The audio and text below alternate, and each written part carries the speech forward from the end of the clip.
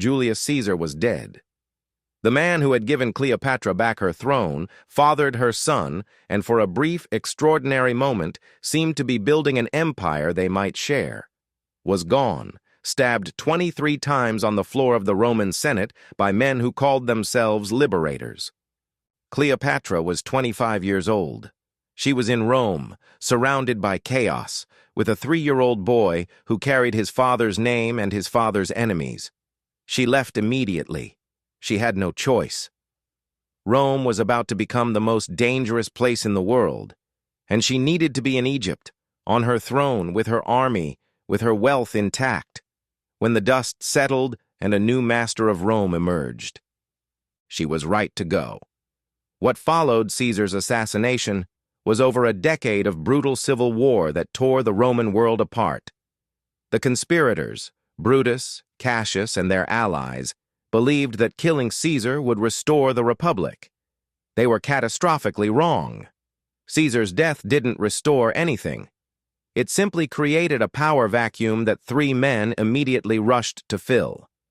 The first was Mark Antony, Caesar's oldest friend and most loyal lieutenant.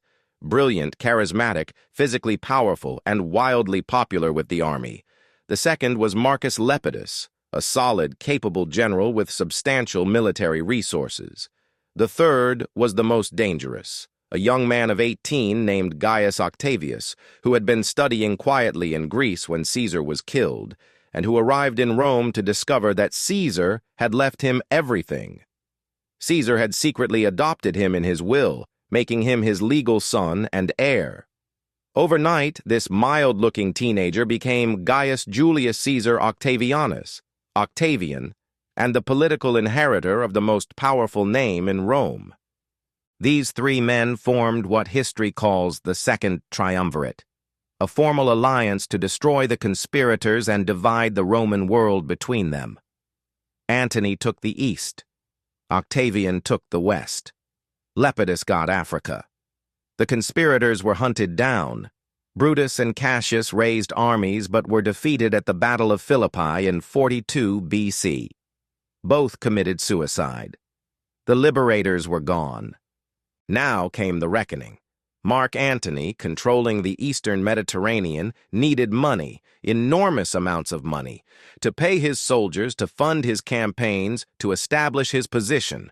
The richest kingdom in the east was Egypt. The ruler of Egypt was Cleopatra, and during Caesar's civil war she had, at various points, been ambiguous about which side she supported, sending some resources to the triumvirate, but also having contacts with the conspirators.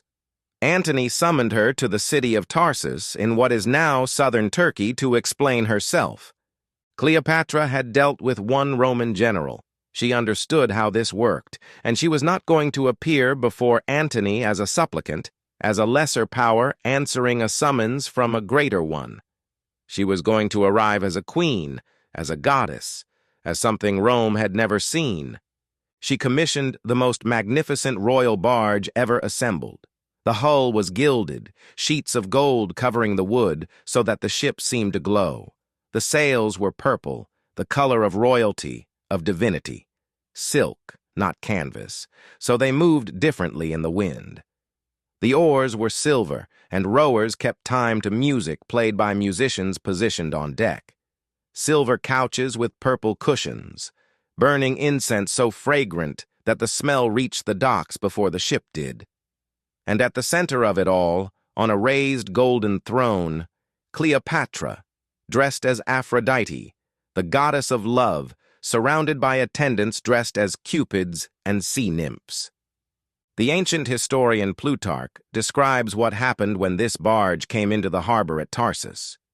Mark Antony was in the marketplace on his official tribunal, prepared to receive the Egyptian queen formally. The entire city, the entire population, abandoned him and ran to the waterfront to see what was coming.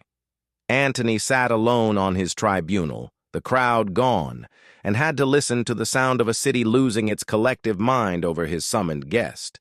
When he finally met her, she invited him to dine aboard the barge, and the dinner was a spectacle he had never seen anything like in 30 years of military campaigns across the known world. Something happened that Caesar's relationship had apparently not produced. Antony fell. Not carefully, not strategically, not with one eye always on the political calculation. He fell completely. Caesar had loved Cleopatra with the part of himself that could still be surprised. Antony loved her with everything he had, his attention, his energy, his plans, his future. He canceled his military campaigns. He went with her to Alexandria. He spent the winter of 41 to 40 BC in Egypt, and the ancient sources describe it in terms that suggest a man who had temporarily forgotten that Rome existed.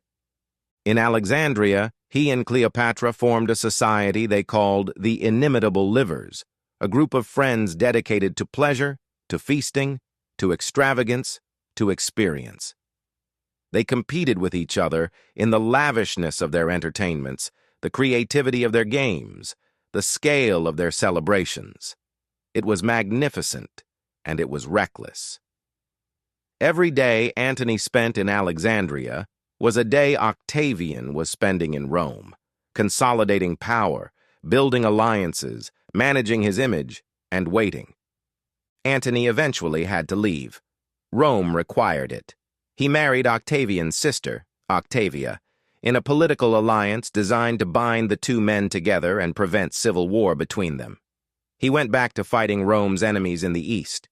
He was away from Cleopatra for 3 years. During those 3 years, she gave birth to twins, a boy and a girl, fathered by Antony. She raised them alone, ruled Egypt alone, and waited. She was extraordinarily good at waiting. But the situation between Antony and Octavian was deteriorating. Two men that powerful could not share a world indefinitely.